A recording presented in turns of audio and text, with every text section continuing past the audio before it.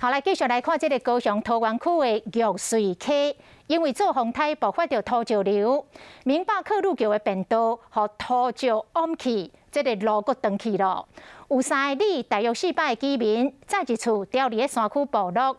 当地里长讲，目前粮草充足。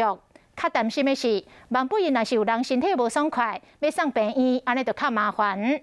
驾驶工务单讲已经进场要来修理便道，若是无过来落大雨，5天后就会当来抢通。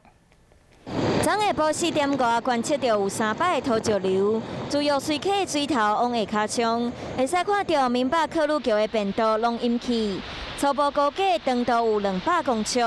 目前高雄市桃园区有3个里，大约有400人掉咧。我们里面的物资啊，在1个礼拜到10天内应该都没有问题，是担心的。如果在这几天路还没有开通以前，像如果有身体不舒服的，可能就会比较麻烦。画面青色这段就是原本便道通行的位。经过月7号大雨造成明北克鲁桥和大水冲掉，内底3个部落瞬间变作孤岛。伫工务段抢修8月25号做出一条河床便道，让民众会当紧急通行。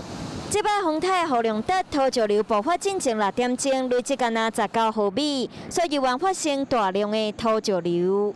只有来以前24小时的雨量也只有20毫米，不过整个玉水溪的土石有就冲刷下来了，它造成我的一个涵管变道的流失。一透早，工程车就已经到现场准备抢修。若是这几天高屏山区无阁落大雨，按算5天了后就会使抢通，解决民众无法度出入的难题。